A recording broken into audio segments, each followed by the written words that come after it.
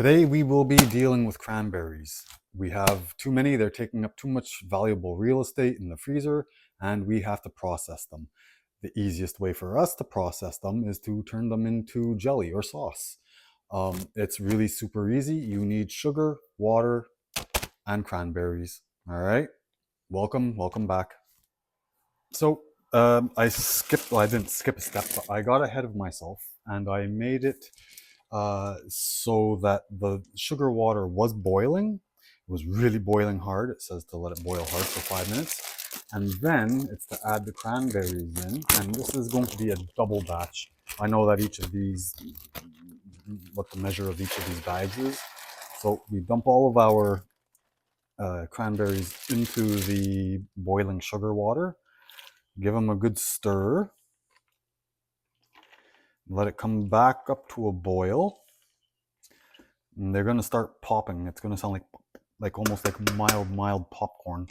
In the meantime, we had another thought of what we can do with these things very simply. And it is because we have a whole nother bag and I can't make much more than a double batch in that pot of ours. So what we are going to do is make, I guess it's like a juice, cranberry juice. So from what we've seen and what we know, and we've done it before, works out well. In a quart jar, we add sugar. For us, we know we have little humans that have a bit of a sweet tooth.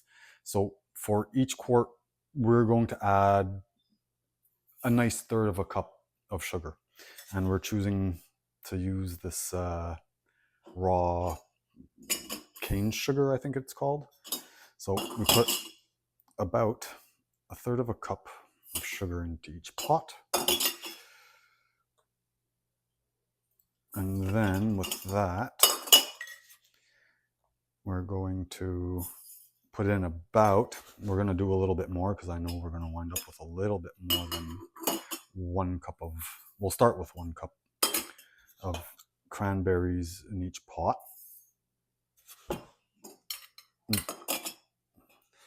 And then we just let it sit. Well, we got to not pressure can them, water bath can them. All right. So this can go there. And this can go there. It's something else too. I find that once you're finished with something, when you're cooking anything, close it up, put it away so you don't have to think about it. Then what we'll do is we'll grab our cranberries as such. That's another nice big jar of fantastic cranberries. We sifted through them real quick, these ones anyways. So just to clean them out, that's a 1. Again, this is one of those things that's easy. We know our well water is good, so we're just going to top them off rather with well water, and then set them out into the canner while that's cooking, because even according to the good people at the USDA, I don't think this is a USDA approved recipe, but the timing for all of the all the sauces, the cranberry sauces or the jellies, even any other juice, like if you do your own apple juice or grape juice, it's a 15-minute boil time in the water bath. So that's what we're going to do with this. And again, our experience is that if you let these guys sit for, you know what? If you let these guys sit for about just over a month, it's there that they'll taste better. They'll develop some good flavor, So that means you'll be able to have some fantastic summer drinks because it's just around the corner. And that's that. Okay. Now, what I can do, I'm going to wait just a second, is get some water. I'm just going to top each one of these off with water right from the tap. I know that the water bath again is just barely starting to heat up, but this is how quick it is. Okay. And this is what we do. Just to about that 1 inch. And that's what it turns into. We don't worry about stirring all the sugar up, because as it's in the water bath canner, it's going to cook, it's going to boil, and it's going to stir all that sugar up. The cranberries will explode in there too, not literally, but they'll crack open, and then it's going to turn a nice color. Um, and it should be ready again in just a few months, or in a month or so. All right, so we'll stop it there. I'm waiting for these cranberries on the stove to start to boil, and I'll take you along for that process in a moment or so. All right. So, of course, as I was filling them up, I overfilled one a little bit. I was on another planet. And it comes again to the same thing, is, like it's a matter of redundancy. Even though it's just sugar and water, or just water, it's to clean the lids, just so you don't have that potential misseal, I guess you could say. All right, so that's that. Again, it's just a super good habit to get into, and that'll be that. I do want to show you what these other cranberries look like in 2 seconds. Again, the little lids go on, the factory funk has been washed off, and the lids just go on only ever so tight. I'll get the vinegar out of the road, and just tight. And just tight. You don't even need to look at them. Just tight. And these guys are all ready for the canner.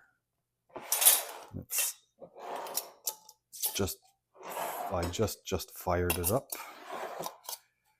So it's still cold. And with the canner, that's what it is too, is you want to put particularly these things like temperatures with like temperatures.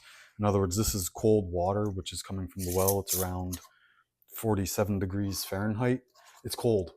And I've just barely turned the canner on. So it's still cold too. What I do want to do is I do want to show you, whoops, look at that. Don't they look fantastic? It looks like something from Martha Stewart. Anyhow, all right, so we're nearly at where we have to be at, and there's a number of ways to check. All right, like to get the gelling. It's all about how much water is evaporated and the boiling point of the sugar and how it thickens, and science. There's a number of ways that you can check this. Is you can put your freezer or little plate in the freezer, and then you drip some on it, and you have to look at it this way or that. And I don't like that. Then there's also the sheathing test on a metal spoon. I don't understand that either. I mean, I do, but I don't know if I can say I'm too much of a perfectionist to say that, well, is that it? So no, I don't agree with that method either. So I prefer the good old fashioned thermometer. All right. So it should be at 220 degrees Fahrenheit. You can see that it's at 218. I don't know if you can see anyways, but I can see it. 219. So ultimately, and I just finished stirring it, so it is an equalized temperature. Ultimately, it should be at 220 degrees, and then off of the heat and into the jars. So I'm not going to build up all this anticipation. I will get back to you when it reaches 220 degrees and I start canning it up. All right. All right. So we have attained our proper temperature of 220 degrees. I made sure I stirred it all around, and it's still there. You can still see it steaming, and it's like piping hot. So we will start loading these up to the 1/2 inch line of the top of the jar for the headspace. They'll go into the canner for 15 minutes. And of course, first jar I do, I overfill it. We'll get some out. That's not to worry. There. And just to be sure, there. Put that there. A couple of things to take care of when you're doing this as well is to not wear your Sunday best. Preferably a dark colored shirt if you can. And of course, too, afterwards, if you have a white wall like the one back here, you'll see there's going to be all sorts of nice little drips and splashes and stuff on it too. So this can be messy. Um, the wood spoon that I was using to stir with, it'll come clean. It will. So that's not really something that you have to really worry about too much. And so it's just, it can be messy. All right. Now, the other thing too now about this stuff is that, again, it's not only for Christmas or Thanksgiving. There's all sorts of fantastic things that you can do with it too. There's a recipe. I have to get it off of a friend. She makes it. It's mixing the cranberry sauce with mayonnaise, and then you put it on some pig, like a pork or ham sandwich. Really, really, really super good, super yummy. Uh, it's There's significant evidence to say in the medical world that yes, indeed, it does, or rather can help with urinary tract issues for both men and women. um, you know, if you're making the jelly like this and you wind up with all of these lumps in it, well, like it or not, there is a certain amount of roughage that goes with it too. You know, it's not really good for like the sugar levels, because the basic recipe is as such. It's uh, 4 cups of sugar, 4 cups of water, and 8 cups of cranberries. So there is an awful lot of sugar, in here. But again, it's not something that you eat every day. As far as the juice goes, we'll get over to that in a minute or two. You just saw me making it just before. Um, that stuff is ready again. Like we've done it that way. We also steam juice. We have one of those big fancy steam juicer things. Works fantastically as well. It all depends what you're in the mood for. But like this, doing the cranberry juice the way I did in the jars, just like that, and adding some water, it's good. It's really, really good. Again, it's better to let that stuff sit for a good month, just so the sugar can pull the flavors and the juices and all of the properties of the cranberry out. Um, so by the time summer rolls around, you will wind up having some fantastic cranberry juice to make your mocktails or even your cocktails, and enjoy it like that. Cranberries are good all the time. And so that worked out pretty well. We have 9, yep, 9 pints of cranberry sauce, and it will gel up nicely. We'll put that there. It will gel up nicely. Let's get you out of here.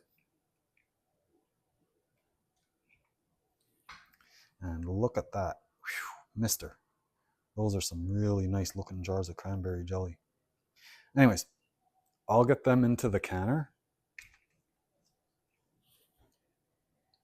I'll get these guys into the canner, and we'll come back in just a little bit to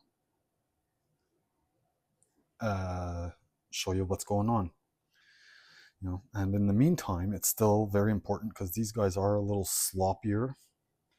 It's to make sure there's nothing riding on the rims here, and that you wipe off any of the sugar so they will seal properly. All right. And they look really, really nice. Okay, let me get these guys in the canner. So here I'm getting the very last of our cranberry sauce out, and they turned out fantastically. There are a few key things that I'd forgotten to mention, particularly about the cranberry jelly sauce, is that you are better to use the wide mouth rims, because if you're using one of the smallmouth ones, you're going to have a wingding of a time getting the stuff out. With the wide mouth jars, you can, same as like a regular can you would get at the store, slide a knife around it or run it under some warm water, shake it out a little bit, and there it plops out. And that's about that. Everybody turned out nice. The cranberry juice was in the canner while these guys were still cooking, so it was a 2-for-1. So again, there we are. We have a full 17 extra jars of stuff that we can put up in just a short little while. Easy peasy. All right. Thank you very much. Thank you for your time. Thank you for your patience.